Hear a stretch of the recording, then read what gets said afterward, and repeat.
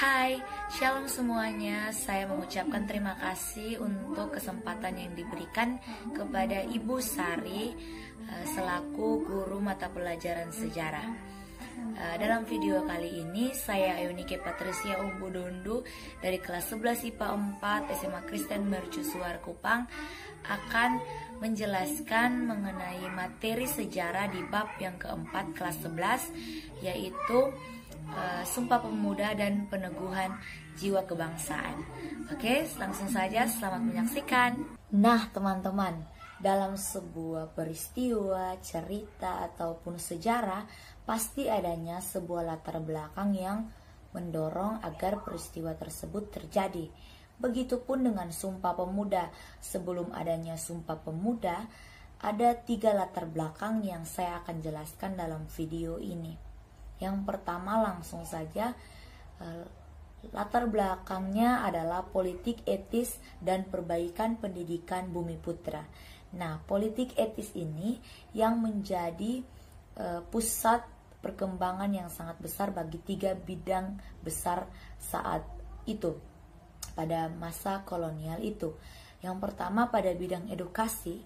Nah, menurut saya dibandingkan 2 bidang lain, di bidang edukasi ini yang mengalami perkembangan sangat pesat sehingga masih adanya hasil sampai hari ini kita bisa merasakannya, yaitu adanya pendirian berbagai jenis sekolah dari tingkat dasar hingga jenjang pendidikan tinggi, seperti kita rasakan saat ini bersekolah. Yang kedua, perkembangan pada bidang irigasi. Nah, adanya pembangunan saluran irigasi yang diperlukan bagi sarana pengairan teknis sawah dan perkebunan. Dan yang ketiga, bidang migrasi. Bidang ini mengalami pemindahan penduduk dari daerah padat ke daerah yang memiliki kemungkinan untuk dikembangkan, sehingga masyarakat zaman dulu bisa mengembangkan talentanya, mengembangkan bakat-bakat mereka untuk mencari uang, mencari nafkah, seperti itu. Baik, yang kedua atau latar belakang yang kedua adalah media massa sebagai benih semangat kebangsaan. Nah, kenapa dia sebagai benih semangat? Karena media massa ini dia sebagai sarana atau media yang mendorong perkembangan pemikiran modern pada masa kolonial waktu itu. Jadi timbullah hasil karya sebagai bentuk kreativitas mereka saat itu.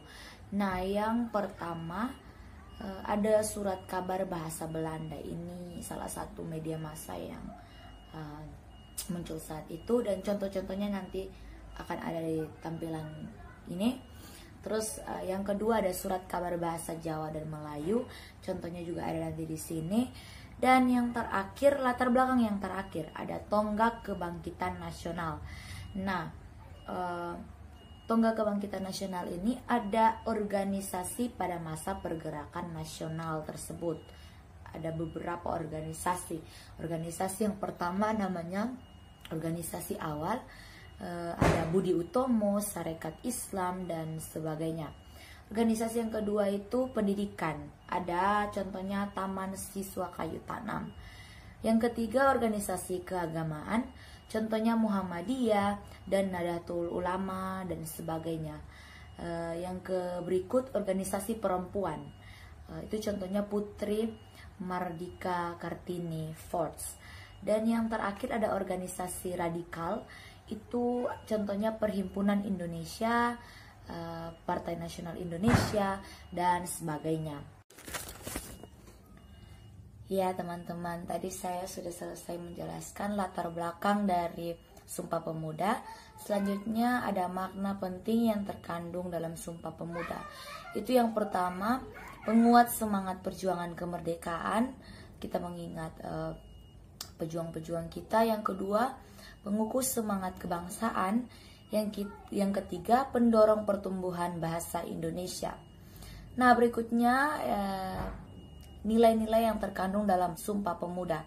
Yang pertama, ada rasa persatuan, rasa cinta tanah air dan bangsa, sikap rela berkorban, sikap toleransi, semangat persaudaraan, dan semangat kerjasama. Oke teman-teman. Dan yang terakhir, tanggal 28 Oktober tahun 1928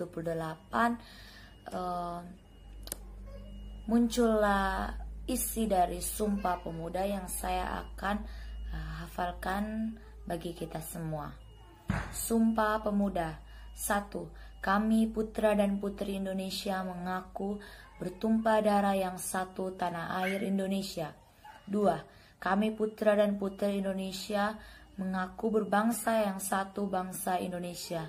3. Kami putra dan putri Indonesia menjunjung tinggi bahasa persatuan, bahasa Indonesia. Baik Ibu Guru dan teman-teman, demikian presentasi ulangan harian dari saya. Saya ucapkan terima kasih, Tuhan Yesus memberkati.